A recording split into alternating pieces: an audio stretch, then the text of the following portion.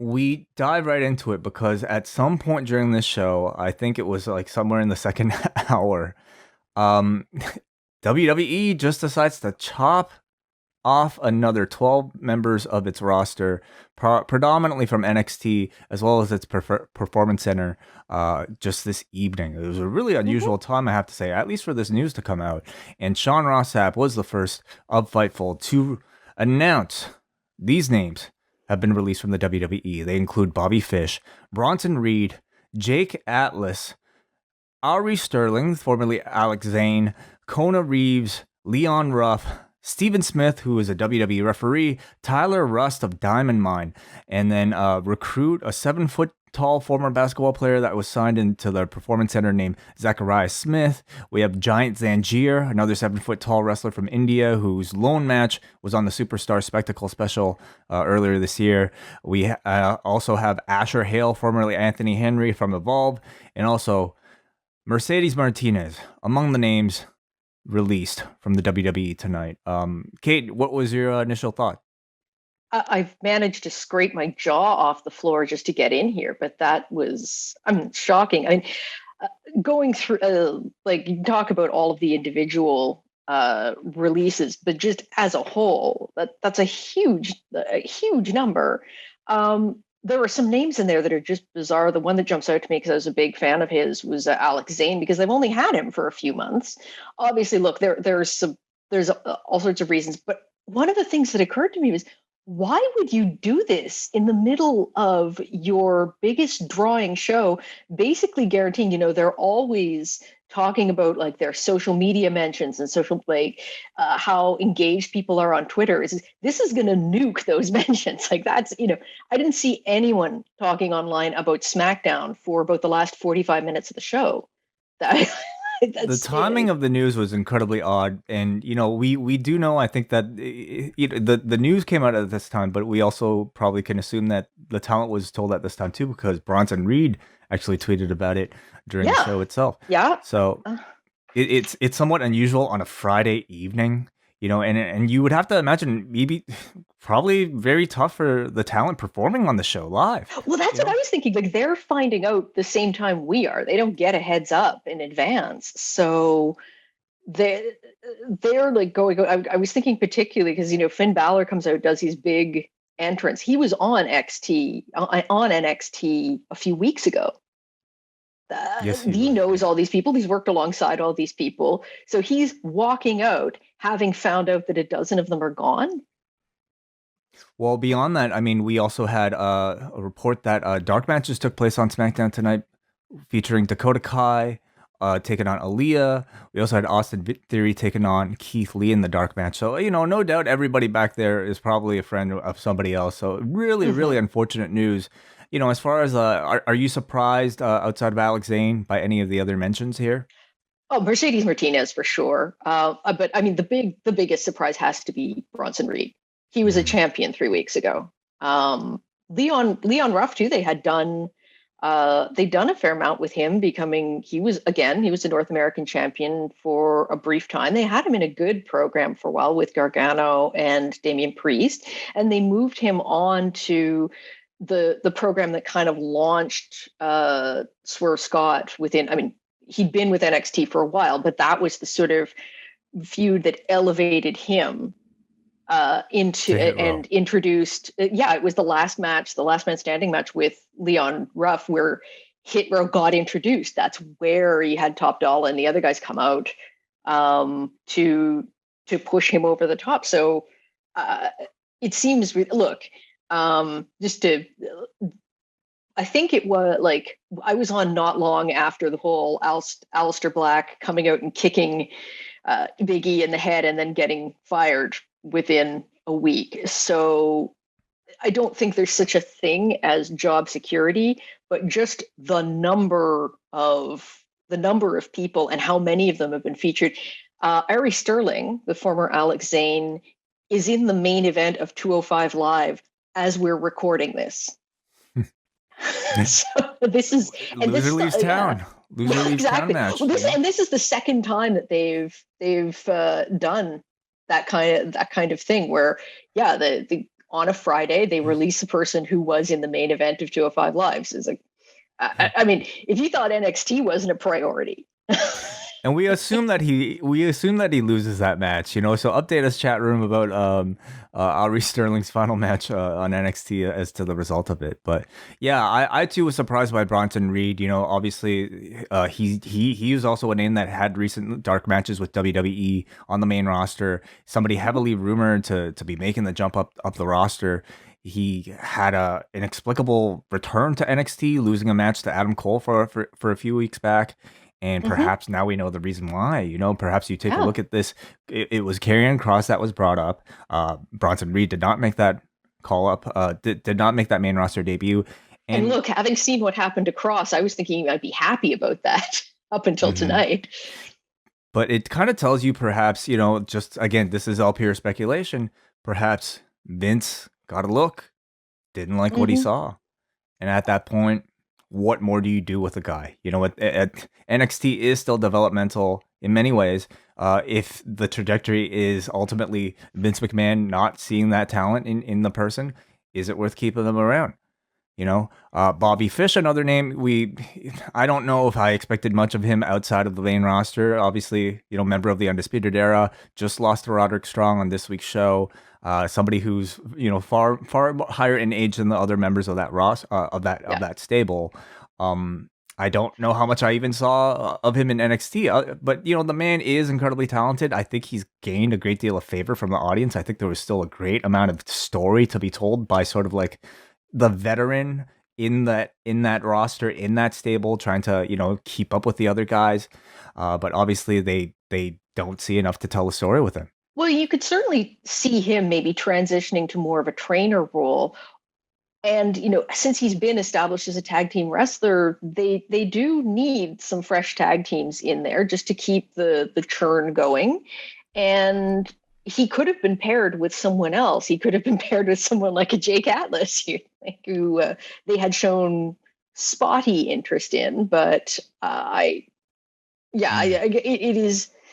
One of the things that I noticed a little while ago, there was a story circulating about the specifics that Vince wanted for new recruits, which was they had to be a certain height, if they're a man, one assumes, and 26 or younger. And I'm pretty sure, like, most of the people released today were, I think, 30 and older. So that might have something to do. I don't know. I'm kind of the ones whose ages I know off the top of my head are older. So maybe that has something to do with it, but who knows? Like, I don't know what they're thinking. This just seemed like a crazy thing to do at 9:15 on a Friday night. You mentioned Jake Atlas. Of course, he was also one of the names released here. He was somebody who had a great deal of buzz from the indies and then came into this WWE system and joined the Cruiserweight Championship tournament, but really has not done a whole lot besides being on 205 Live and then some random jobs on NXT. From the get-go, he really seemed like somebody they unfortunately, even within NXT, dropped the ball on. Yeah, and I think with him, I would sort of get the sense that they were getting interested in him and then just lose interest. Like, it would last for a couple of weeks. A few weeks ago, they had him pairing with Mercedes Martinez to go against Xia Li and Boa. And that, that's at least a high profile feud. And they had him come in and help her out at the last second. So it's at least giving him some visibility. Yeah. What do you say? No, it's astounding. It is surprising considering how much of a spokesperson Jake Atlas is for the LGBTQ community. And that, maybe by design was not something they wanted to emphasize as part of his character, unlike the indies. But it's not something that they ever tried to use in promotion of even any sort of character. He really just came across as a bit of a generic wrestler in this company.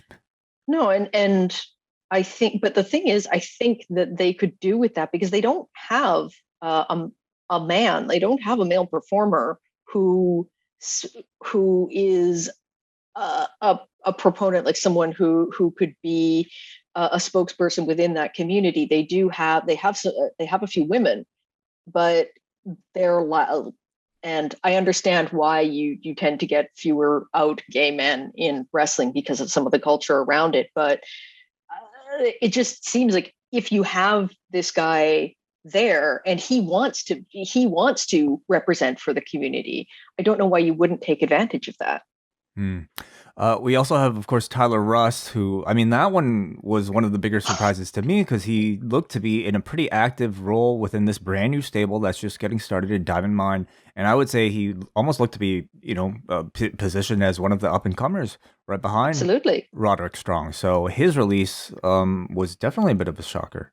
Well, and then yeah, and now immediately my impression is like, oh, okay, well, I guess this time and mine thing is lost. Like they don't, it's clear that they don't really believe in it. They don't think much of the talent involved. I So mean, it now, really is just Roderick Strong now, because that Hachiman, Hideki Suzuki, he's not wrestling.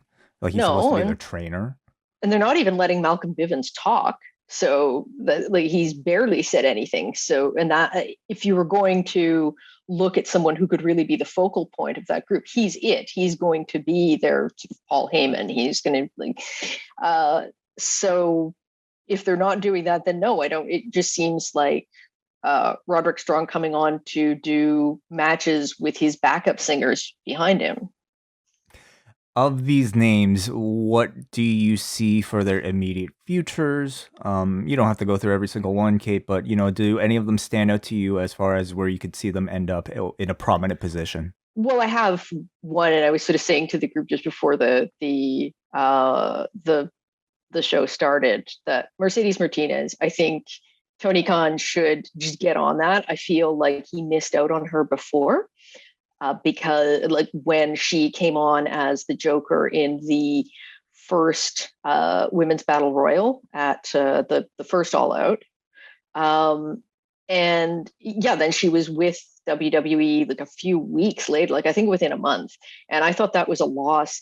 AW could really use another veteran woman, like along the lines of like a Serena Deeb, who can work. They have a lot of talent, but a lot of it is very, very green. And they can use someone, particularly with Mercedes level. She has TV experience. She has a ton of indie experience. She's worked with a lot of these women before in their early days. I think that's a no-brainer for him. And she is, I think, 40. But again, she's someone who can take on a kind of hybrid position of performer and trainer, sort of the way that they had in mind for Emi Sakura.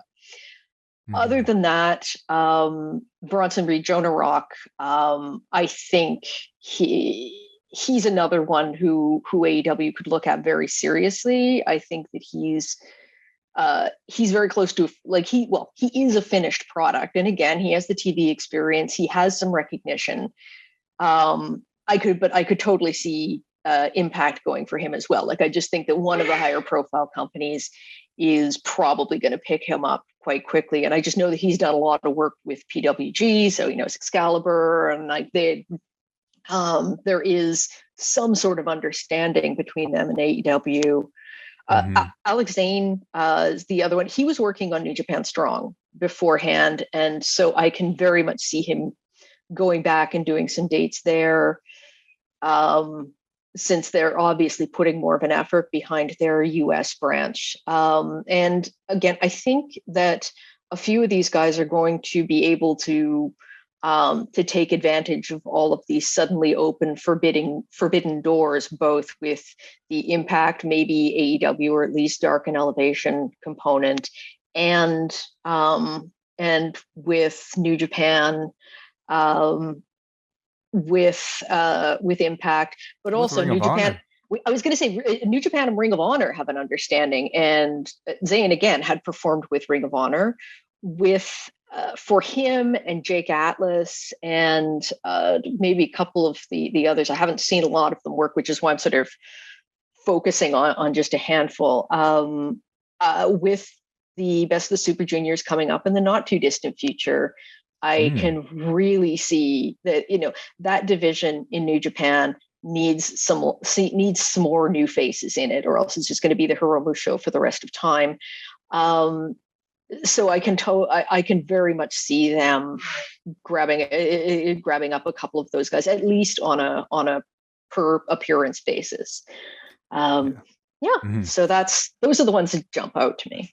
You know, we haven't talked much about this man, but I think we save this one for the BDE, and that's of course Kona Reeves, a BDE favorite, somebody who's been with this company since 2014, pretty much making sporadic appearances ever since coming re-debuting as part of the finest or as the Yes. finest. So I feel like you'll see a best match ever Kona Reeves from the BDE very soon, Hmm. and we pour one out for them on behalf.